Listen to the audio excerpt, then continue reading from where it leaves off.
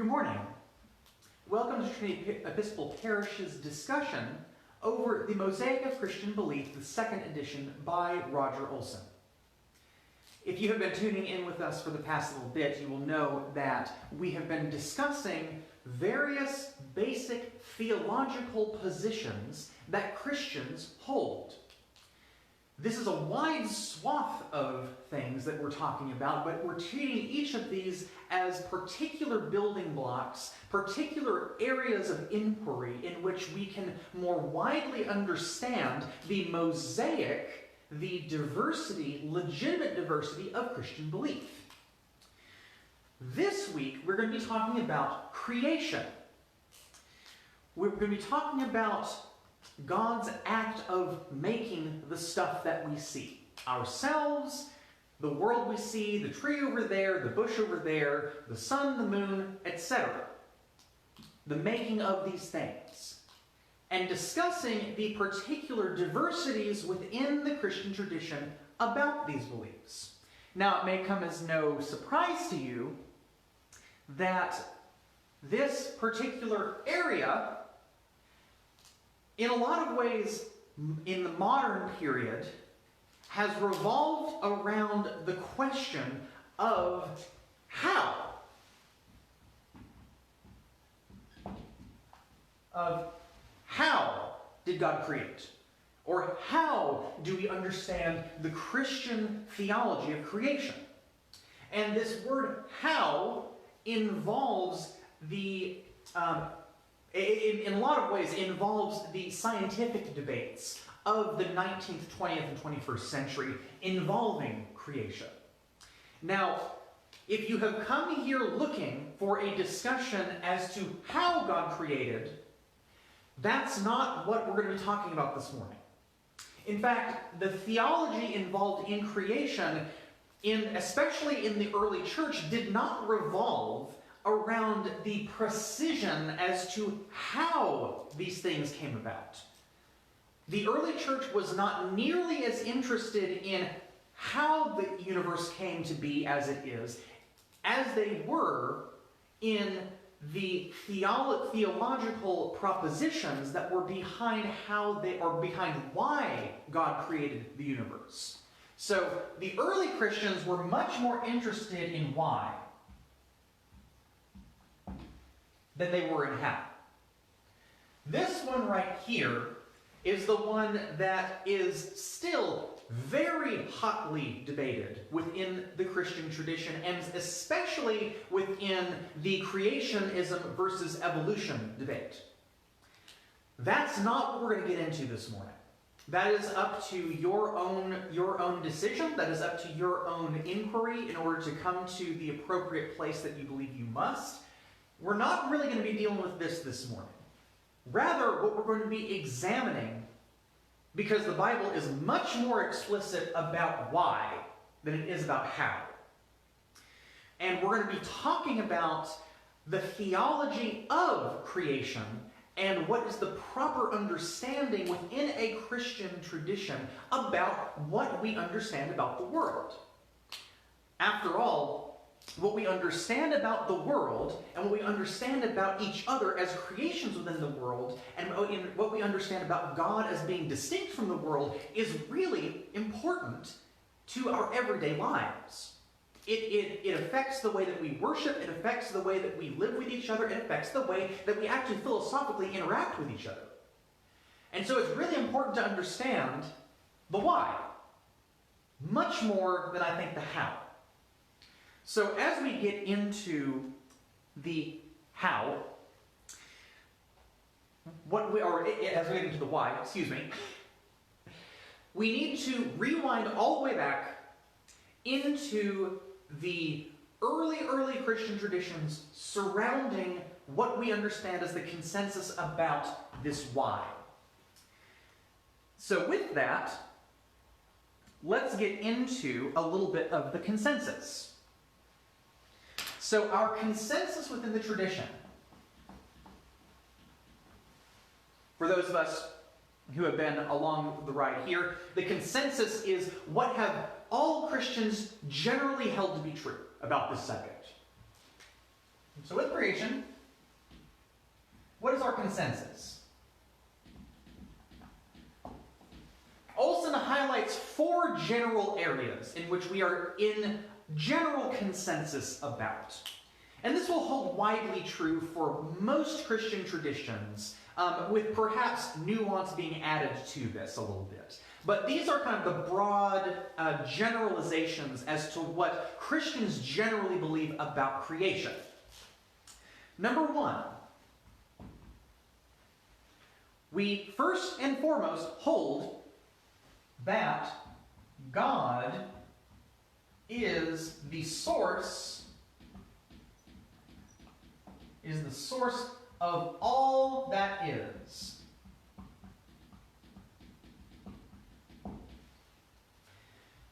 God as creator and maker is the source of everything that we see.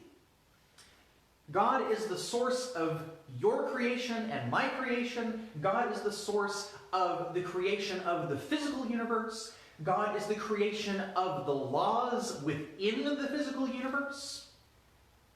Everything that we can observe, that we can empirically see, Christians hold that God is the source of those things, and they're not the sources in and of themselves.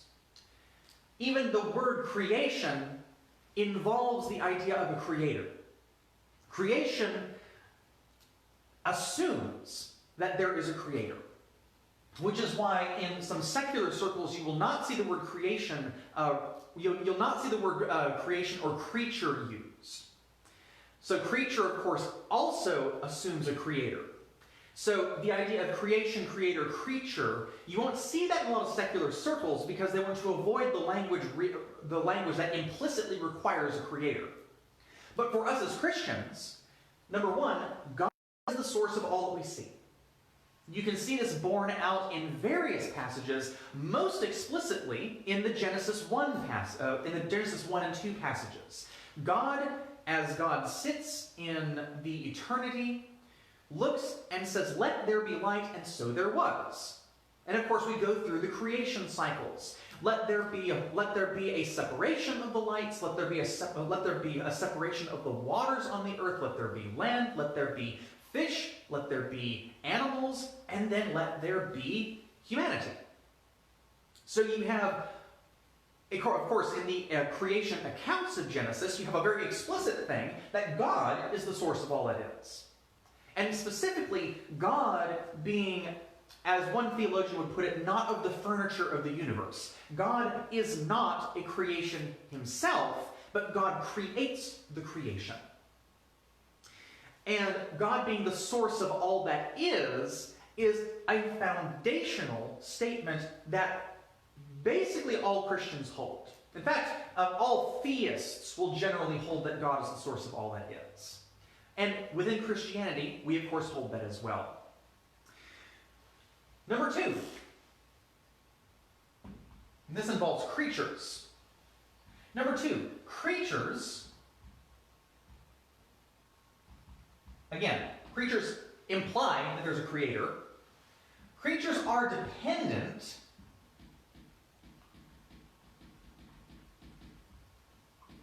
and yet are also free, are dependent and are also real and good.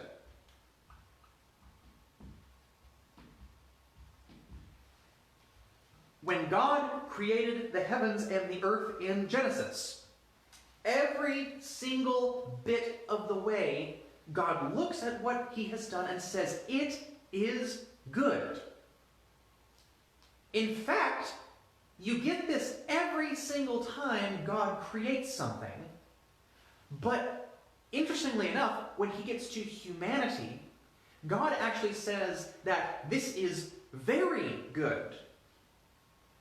So we have humanity as the creating, of course, as it says in Genesis, that God creates humanity in God's own image, or the imago Dei, as some refer to this as. But in some ways, humanity was created specifically in some sort of image of God.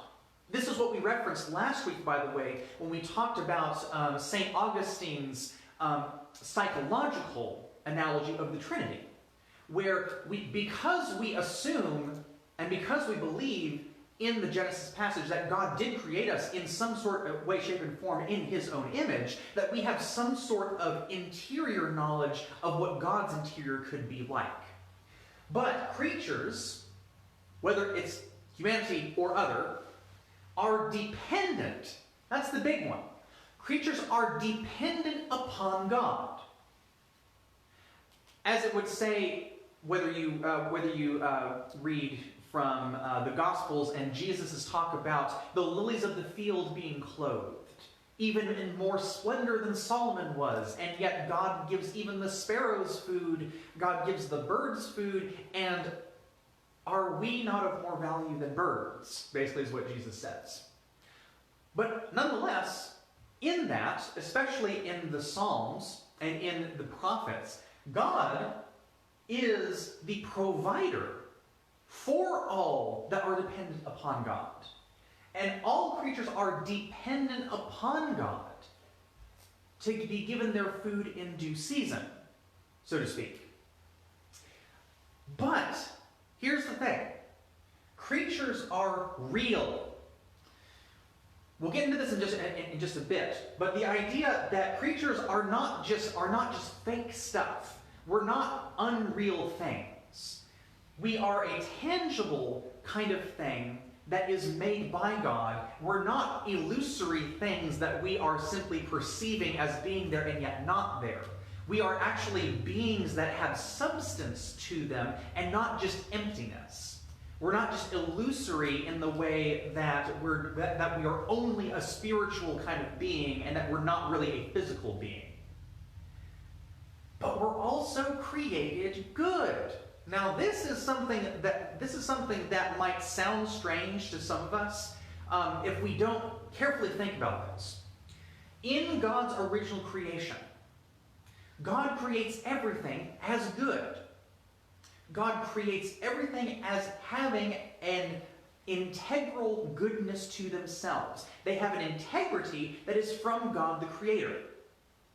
The reason why Christians hold very strongly to the concept that creation is good, even though we observe evil, is because God makes creation, because God, we believe, is the ultimate good, is ultimately good in every single way that we can think of, and beyond what we can think of, the creation, by necessity, is made in some sort of way similar to God's own nature.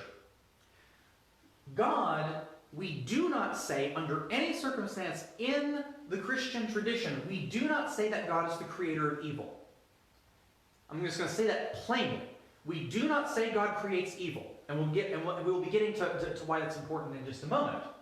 But because after God's own nature, it is of God's own nature to make the good things that we see. And that's what we see in the Bible. He creates these things as being good. And that includes humanity. That includes humanity in our original creation.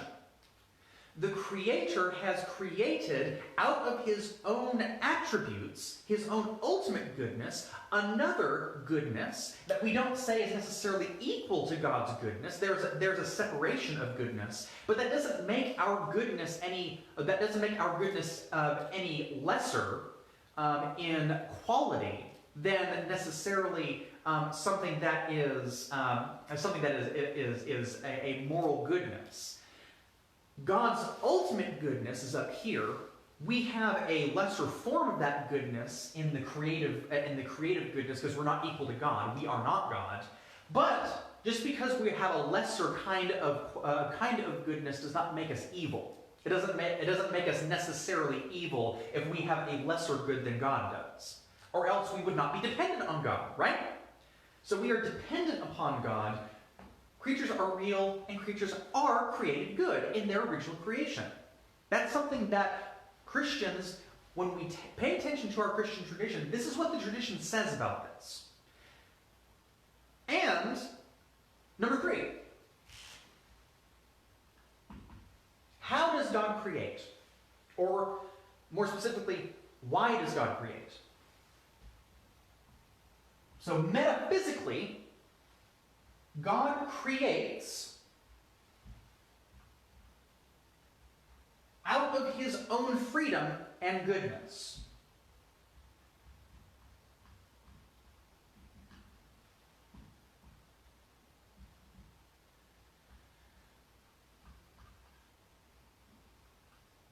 This, of course, is reflective of what we just talked about. God, of course, out of his own goodness creates, and therefore we can say that creatures have a goodness about them out of God's ultimate goodness. A good creator creates a good creation. We do not say that a good creator creates an evil creation. That does not fall within the bounds of Christianity, and that's not what we say. That creates far too many problems with how we understand revealed Scripture and how we understand our reasoning as it comes to these things. But God also creates out of his own freedom. As several theologians would refer to, God is perfectly free in God's own actions. God is unrestricted in God's own actions. There are nuances to how we understand God's freedom because, of course, we only have analogies to understand what our own freedom looks like. For example, freedom does not entail that we are able to create contradictions out of our own necessity. Therefore, God cannot call evil good and good evil. That's an example of this. But that God, of his freedom, of his unboundedness, creates in freedom. That means that necessarily what happens is that God did not have to make creation. This is what some will refer to as God's own interdependence away from creation. God does not need creation to exist in order for God to be God. God is just God, no matter what we do about it. God is God regardless of God's own interaction with the creation. So this one right here, at the very least, gets us to deism, which is that there is a God that has created the universe that is independent from God, of course, relying on God's transcendence. But something else that we have to recognize, though, is that this creating in freedom also is, in its own way, a loving action. God did not have to make the creation, and yet God did. But not just that, this dependence right here, God creates in freedom, but also freely chooses to be the source and support of the creation. God is actively involved in the creation, giving the creation's food in due season, as you've heard me reference a couple of times right now. God, of his freedom, is involved with the creation out of what we say God's love for the creation is, God's care and nurture for creation as his own. And so, of course, God creates out of his own goodness, out of his own attribute of ultimate goodness. Therefore, the creation is good. And God creates out of freedom. God did not have to create the creation. God is God whether there's a creation or not. God does not require the creation to be God. And yet God, out of his love, chooses to both create and to care for creation. It's all of these things together. This marries God's transcendence up here with his immanence down here. God's above all and yet being involved in all. And then we have to get to number 4, though. The consensus in Christian tradition is also that creation is fallen and in need of supernatural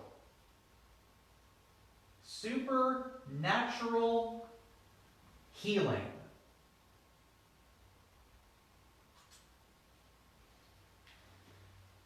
Creation, for its original goodness, for all of its original goodness, also has its own freedom.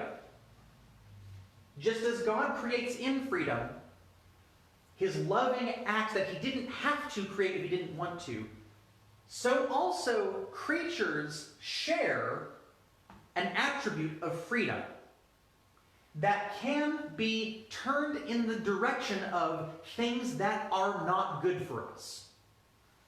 Hence why we use the term fallen. We use the term sinful, which is why we need to be careful about how we understand those words. Fallenness implies that there was a state in which we were created that we have fallen down from. It implies that there is a standard, there is an original boundedness to where we were that we are not at. Sinful, by the way, the word sin is an archery term that means missing the target. It means that you've pulled your bow and you have completely missed the target. Sin implies that there is an objective target that we have the ability to hit. But sin is us missing that target completely. Again, the freedom that God creates within of his own freedom also imbues the creation, as we say in the Imago Dei, with some sort of image of God in which we share some sort of freedom of will. That is such a complicated topic that it's taken us many, many, many thousands of years to philosophize as to what exactly human freedom is and how do we understand its relationship to God. But that's for another chapter. But as of right now, the consensus, though, is that creation, as we observe readily, there is a standard to which creation, whether it be the world or ourselves as humans interacting within the world, there is a standard to which we are falling short of. This is not something that is hard to empirically look at. Whether it be poverty, whether it be injustice in the world, whether it be all of the evils that we see and observe readily within the world, that all of the evils we readily see on the nightly news or on the national news or global news, we readily observe these things as not being up to par with the goodness that God calls us to, and with the goodness that God created us in.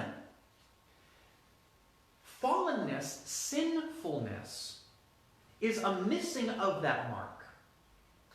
And the reason why that's really important to remember is because when we talk about why creation is fallen, why creation is lesser than what it should be, we have to have a good handle as to how we understand the attributes of good and evil. And so, when it comes to this consensus, all of these things are what, by and large, the majority of Christians throughout the ages have held to in some way, shape, or form. Nuance in the middle of this and everything. These are the general things that we all have in consensus. And notice, none of these things have to do with how the universe was created. That's the point. The theology of creation does not have as much to do with the how things happened than with the why. God did what God did, as we see in the scriptures. But with that, now that we have kind of our main one down here, which is the fallenness, that's where our alternatives come in. Because again, the way that Olsen treats these things is as poles. There are extremes of positions that we need to generally avoid within the Christian tradition. There is, as can be argued, a better way than just the extreme of position. And so, we need to understand what those extremes are that we are in between as it comes to the general tradition of Christianity. So, what are our alternatives?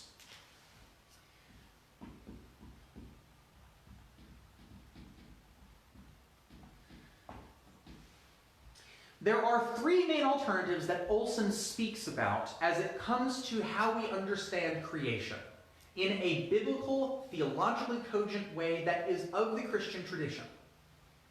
The first one is called dualism.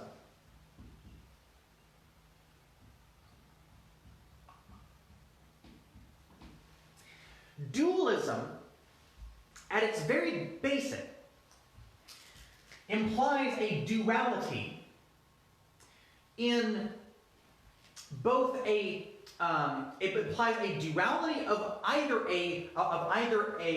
forces of good and evil, or a duality of duality of the forces of good and evil, or a duality of material versus spiritual. That rather than these things being mixed in together, that they are utterly opposed to each other in equal forms. So dualism would say that there are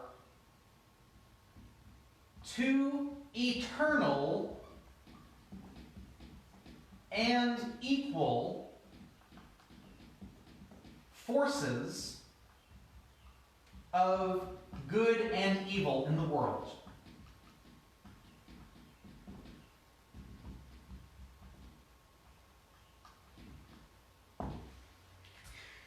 Dualism is something that was very present within the cultures of the very early first century, and part of this dualism comes from a little bit of a mixing of Platonic philosophy with how we understand the created world. Now, Platonists will not argue that this is the way that things will naturally go, but Platonism was used as a base to argue that there are two eternal ideas or two eternal forces, one that is good, one that is evil, and they are eternal and equally opposed to each other for the rest of time. That basically there is a good that is constantly at battle with an evil. And both of these things are substantive. Both of these things have substance to them. That good is an actual substance, evil is an actual substance. And the reason why this word is important right here is because in this dualism, you will see good associated with spirit, and you will see evil associated with flesh or physical nature.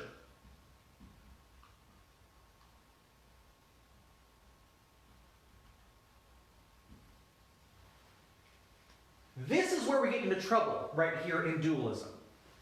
That because of dualism's implication that there are two eternal and equal forces, that there are two substances of good and evil that have a substance to them.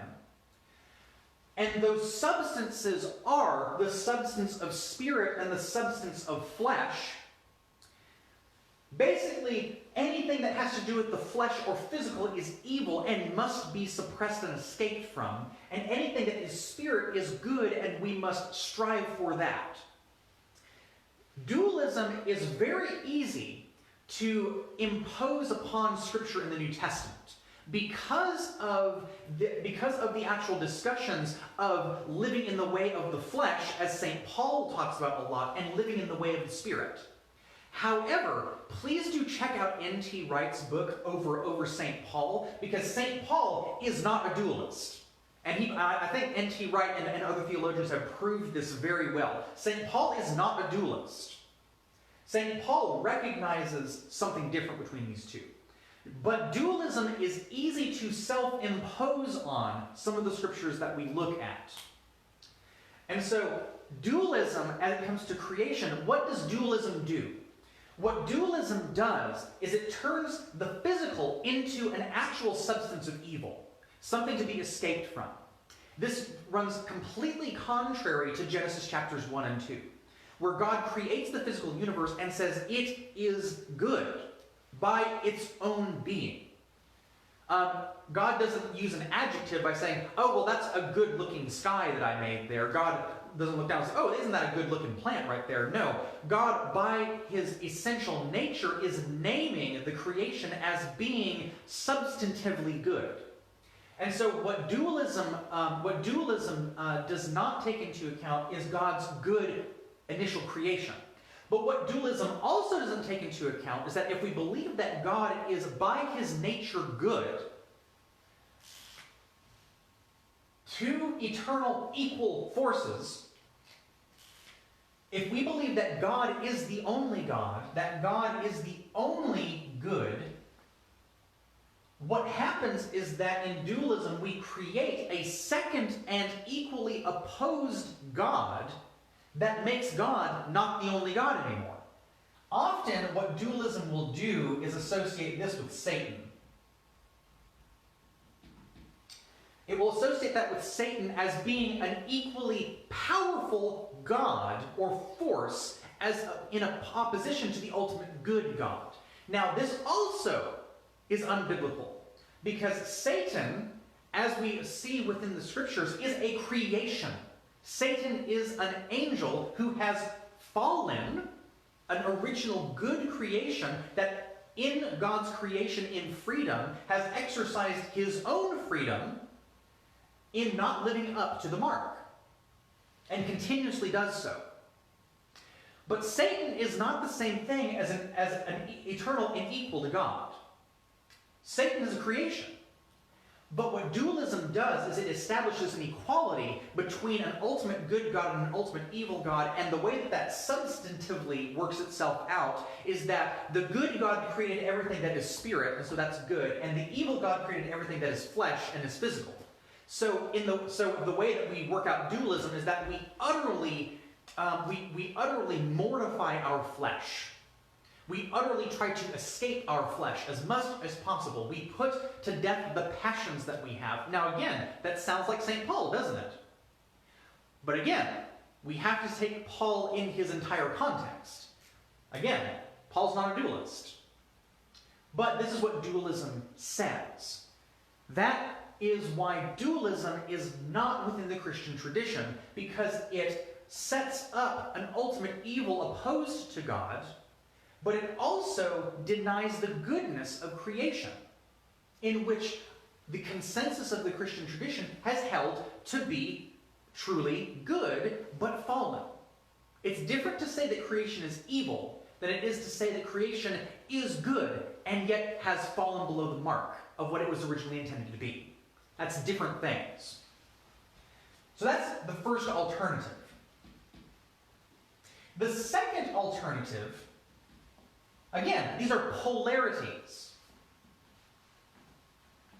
The second alternative swings back the other direction, which instead of there being one substance of spirit and one of flesh, one of good God, one of bad God, now we have something called monism or monism.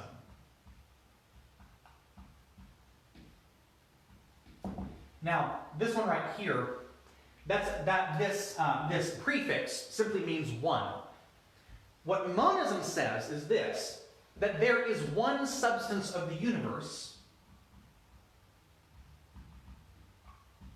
There is one substance of the universe, or the creation, and that substance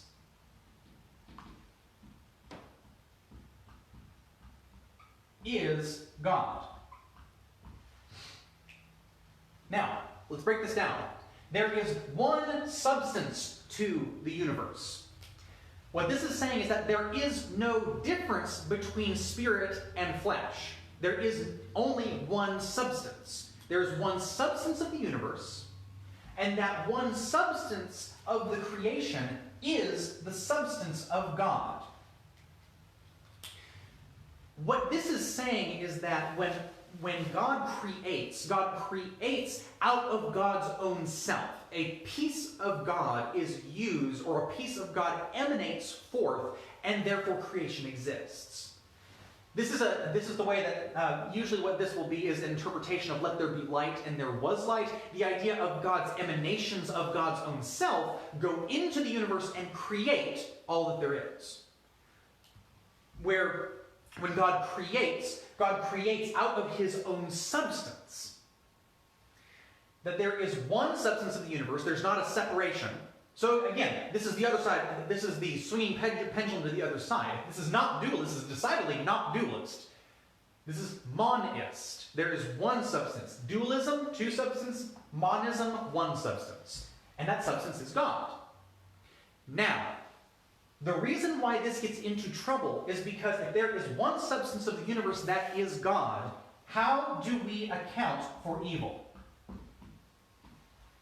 If there is one substance of the universe in which God emanates outward from, how do we account for the evil that is in the world? And the reason why this is important is because, again, God creates out of God's own freedom. In God's freedom of creation, the way that this is usually talked about is that in God's own freedom of creation, we also share in God's freedom of our wills. We have human freedom, so to speak. However, if we are the substance of God, does that make God's substance evil when we choose to perpetrate evil acts? If we are created out of God's own substance and we commit evil, if we commit murder, if we lie, if we cheat, if we steal, how can we say that that is separate from God's own self if we say that there's one substance? Again, this goes against what we understand as being creation in and of itself. In the beginning, God created the heavens and the earth. This kind of idea is also pushed back against in several different places in the New Testament, where, especially in the book of Hebrews, where no one has seen God. Those who have seen Jesus, the incarnate God, God made flesh, implies that God took on something of a different substance to come to us.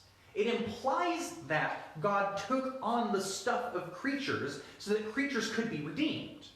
This is why the redemption in Christ Jesus is not just about humanity, it's about the entire cosmos. What Jesus did redeemed all of creation, not just humanity. But if we hold that there's only one substance, why do we hold so closely that Jesus did something unique in becoming incarnate, or literally wrapped in flesh, wrapped in the stuff of the physical universe? If there's only one substance, we run to the problem of evil.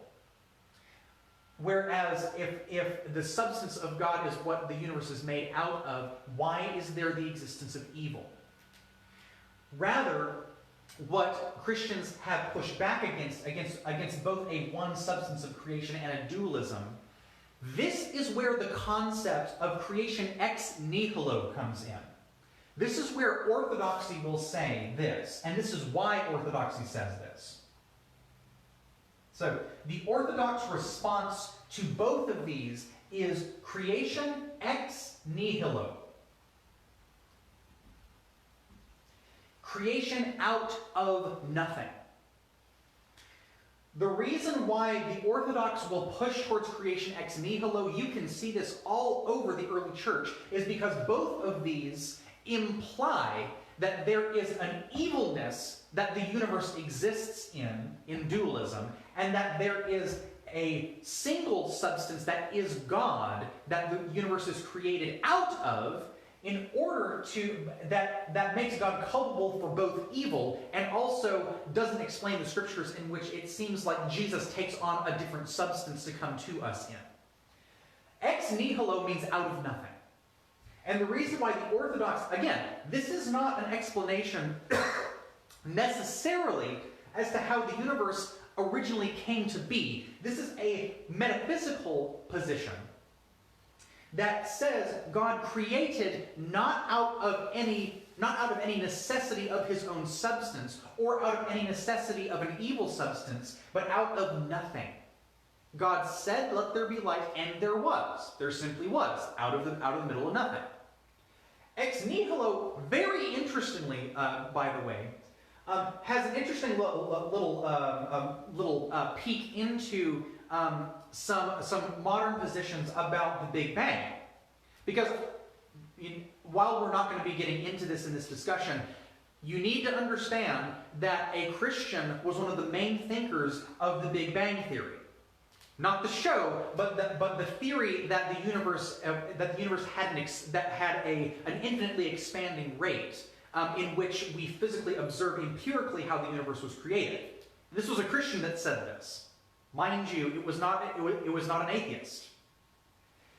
Orthodox position of ex nihilo is a metaphysical position, not an explanatory position as to how the universe came to being, but pushing back against the idea of monism and dualism.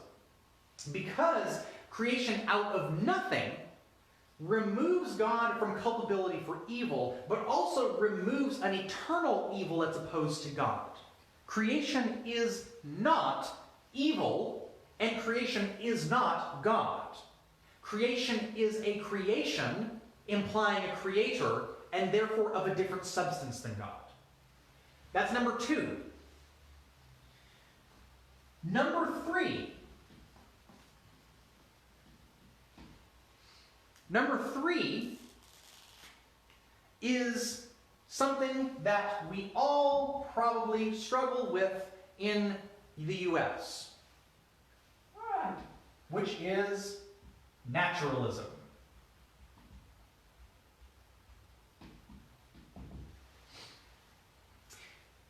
Dualism says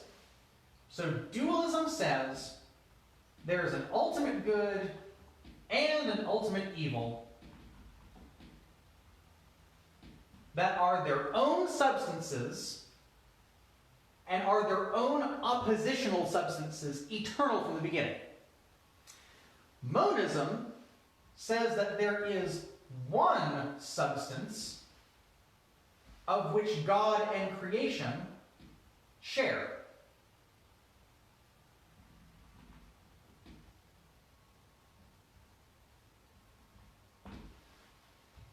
Naturalism says there is only one substance, and that one substance is only the natural world.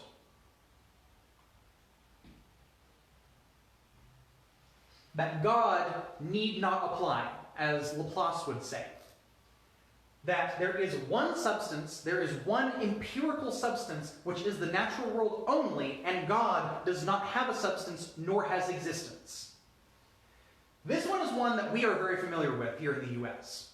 Because this is, for lack of a better way of describing this, this is the natural mode of the academy. Naturalism is something in which implies that there is only the observance of the natural world. There is no existence of God. And if God does exist, God's existence is contingent on the natural world, not on anything separate from the natural world. Hence, naturalism. This one right here is the main backbone of empiricism. And basically what naturalism and empiricism say is that there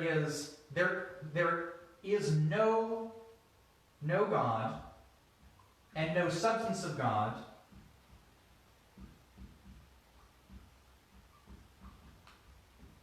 there is only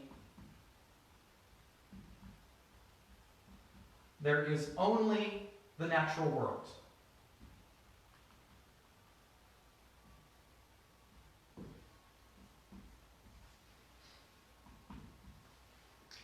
This, of course, is fairly obvious as to how this is outside of the Christian spectrum, because naturalism assumes there is no God.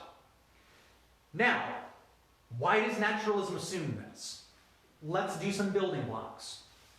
The first thing I want to say, naturalism is not the same thing as scientific inquiry. Naturalism, for all of the hemming and hawing that people might say about this, naturalism is a philosophical and metaphysical position. Science and scientific inquiry is a tool. It is a tool that is amoral. It's not good or bad. It's a tool. Naturalism is an interpretation of that tool. It is a metaphysical and philosophical interpretation of it. No matter what Richard Dawkins says about this, no matter what Sam Harris says about this, no matter what blessed Carl Sagan says about this, naturalism is a philosophy. I want to make that real clear. This is a philosophy that says there is no substantive God outside of a contingent natural world. What this says is that, well, humans have religion. Humans have had beliefs about God that have varied across race and culture and things like that. That there have been a widespread belief that there is a God, but all of that is contingent upon our own perception and our own attempt to explain the natural world.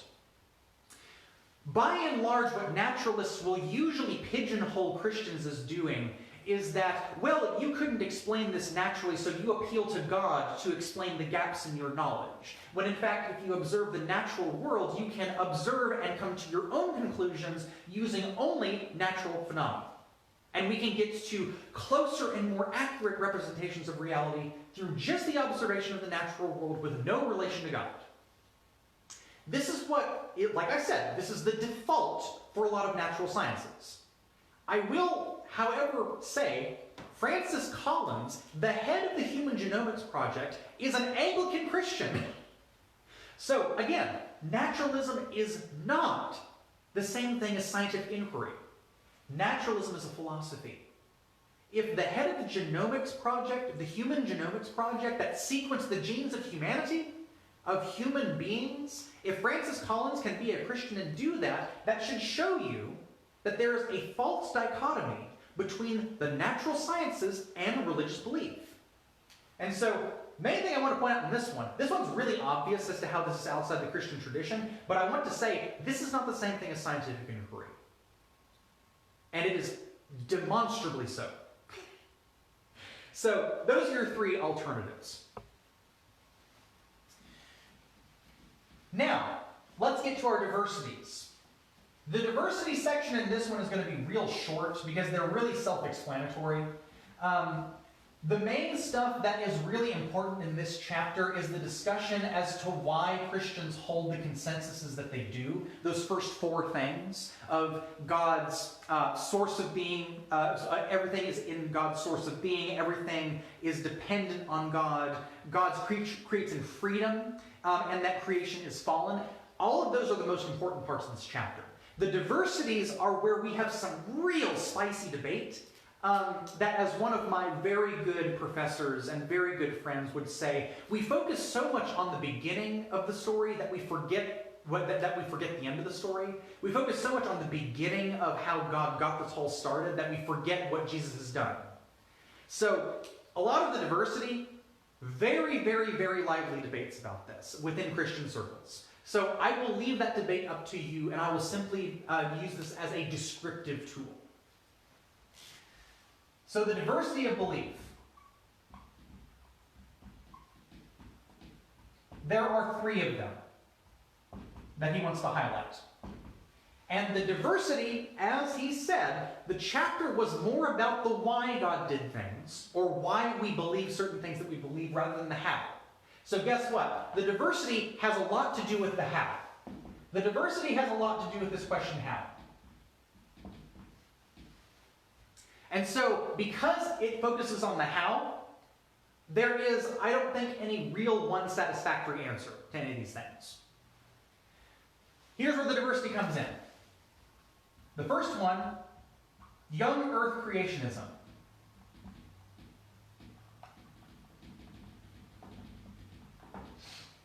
The second is theistic evolution.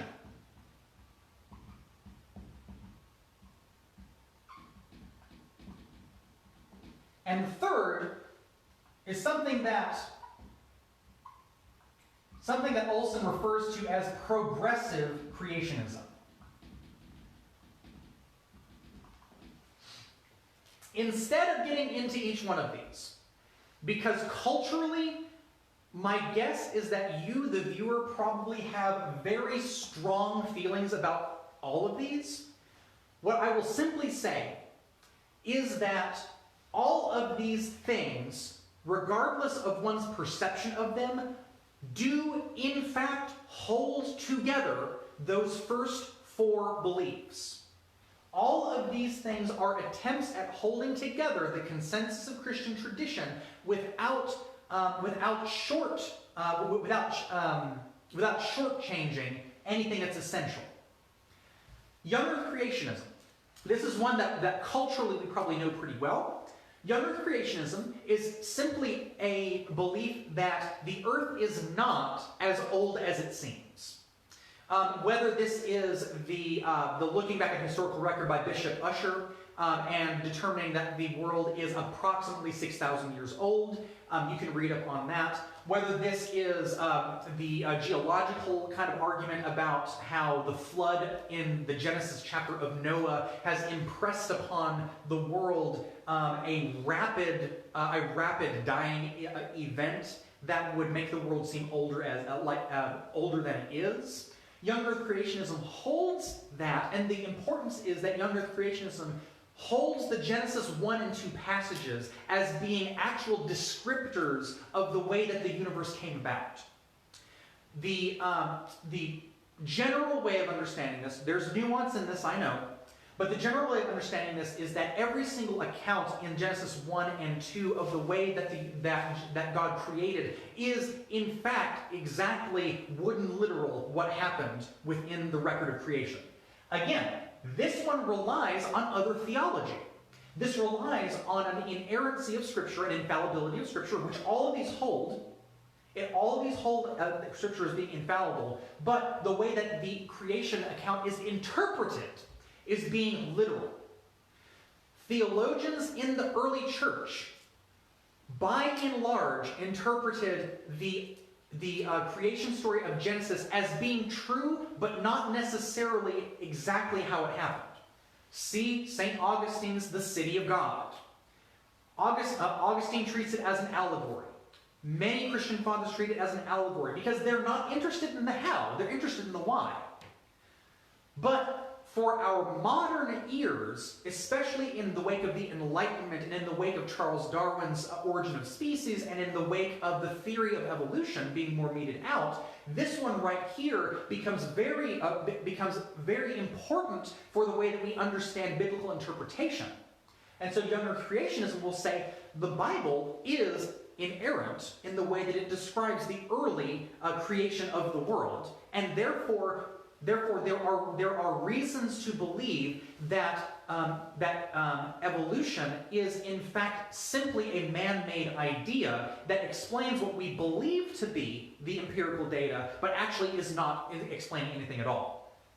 Relatively what Young Earth creationism is. Trust me, you can just Google this and you can find oodles of people that can explain this in various ways. But again, this is an interpretation. This is a philosophical interpretation based upon different theology. Differing theologies between how we do biblical interpretation. Theistic evolution. These two right here,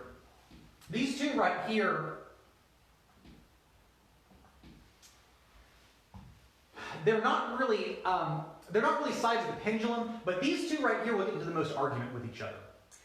This one we'll call theistic evolutionists as non-Christians. Theistic evolution will look at Young Earth creationism as being illogical or being childlike in the way that they interpret the Bible. Both of those are an ad hominem that we don't need to get into right here. Both of these are equally valid within the spectrum of Christian theology about creation. And we need to be comfortable with that. Both of these are good theological interpretations with differing theological proclivities about the same thing. But theistic evolution will basically say that the Genesis accounts of the Old Testament are meant to be mythology and allegory that describe a deep truth about the creation, which is that it is fallen. It has a standard of goodness in which it was created that it is fallen under. But the way that it explains this is by appealing to scientific inquiry to synthesize what we understand about the mythology of the Genesis 1 and 2 passages into a synthesis of what we see in scientific inquiry in evolution.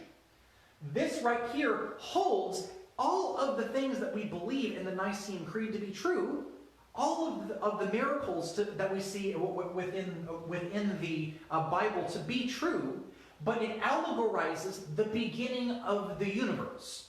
You can be a theistic evolutionist and believe in the virgin birth. They exist out there, and there are lots of them. The point is that these two attempt to explain the origin of the universe, the how, as a response to modern scientific inquiry, which is a great goal. Progressive creationism, what the progressive creationism tries to say about is it tries to synthesize these two things. It tries to synthesize the two of these into a blend of how we understand creationism and theistic evolution into what's called progressive creationism.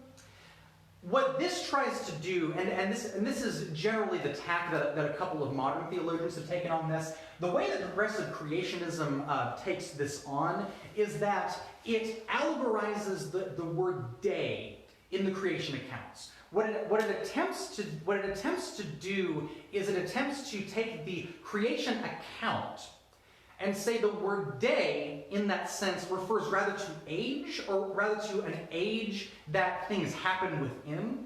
And so what it tries to do is it tries to combine both the physical description of the creation account with the biological and evolutionary theories of modern science, in that there are, like for example, Paleolithic age, the Triassic period, etc. And it tries to marry all these things together into something that makes sense, both for biblical text and for scientific inquiry.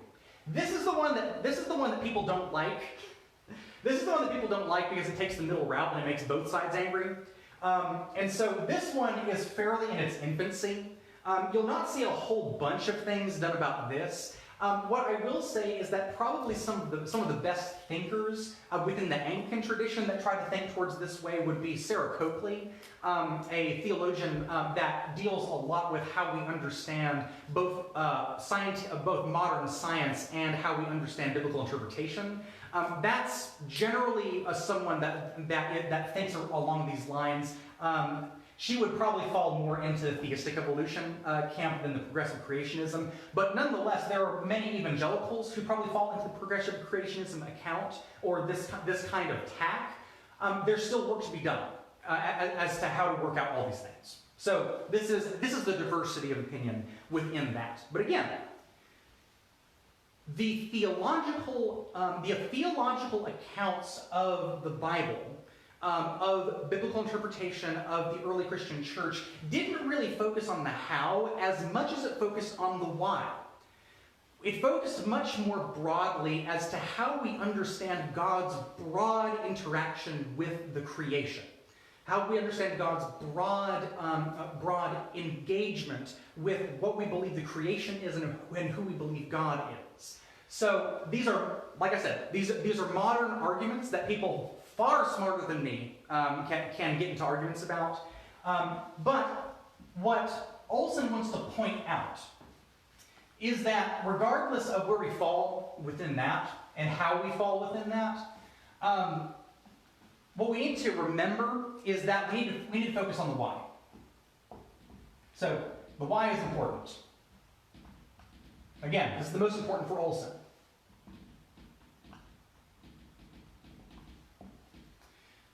The reason why this is the most important is because it holds in tension all of these various interpretations in a general consensus within the Christian tradition. And again, the general consensus within the Christian tradition are those first four things. So, unity. So Olsen believes that our unity relies in us dwelling on the why question rather than the what question. Why is there the universe? And who is God, in other words? So, again, the unity is the same thing as the consensus in this one, because there's a lot of work to be done. But God is the source. So God is the source of all that is. Period, full stop, end of sentence. God created humanity, the physical world, the laws of the physical universe. Everything that is from God's good work. And of course, we as creatures are dependent on God. Are dependent on God. And we have been created real and good.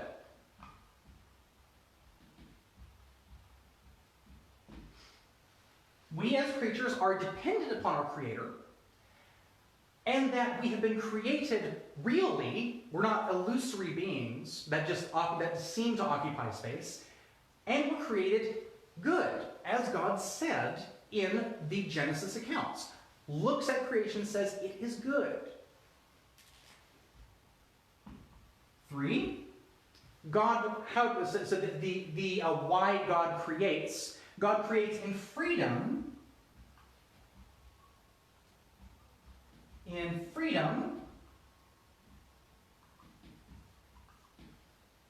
And goodness. So God creates out of his own freedom. Didn't have to create the universe. God exists independent of the universe, but nonetheless, God creates the universe anyway. Again, dependence. And goodness. A good God creates after God's own nature, which we believe is to be good. That which is good is created. But, again, creation has a fallenness to it. And is in need of supernatural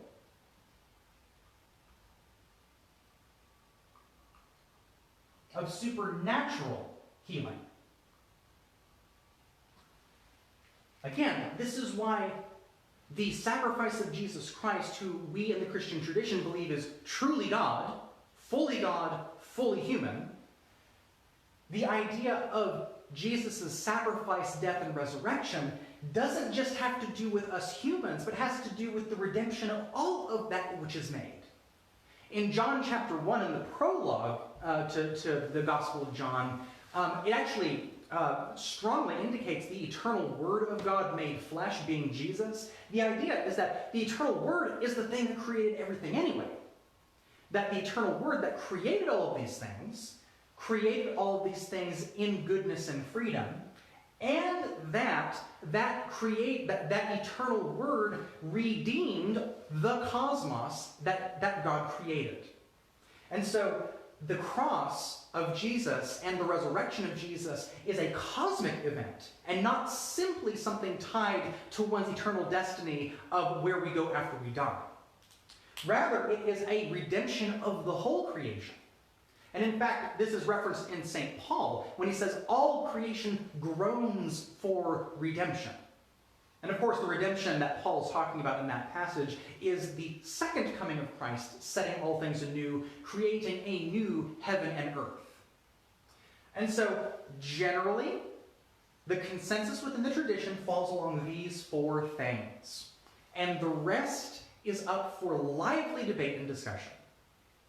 Thank you so much for tuning in for our discussion of creation. Again, this is from Roger Olsen's The Mosaic of Christian Belief, the 2nd edition. Thank you all so much for tuning in and thinking about these things with us. Thank you so much for your engagement with these questions, lively questions, and things that we can agree to disagree about. But nonetheless, it is good for us to at least have an idea as to where our theology comes from and why we have such differing beliefs from each other. And hopefully the way that we describe creation can in fact be more in the unitive direction of answering the why question than necessarily dwelling too much on the how. Thank you all so much. I hope you have a blessed third Sunday of Easter, and we will be starting our Holy Eucharist service here in just a few minutes.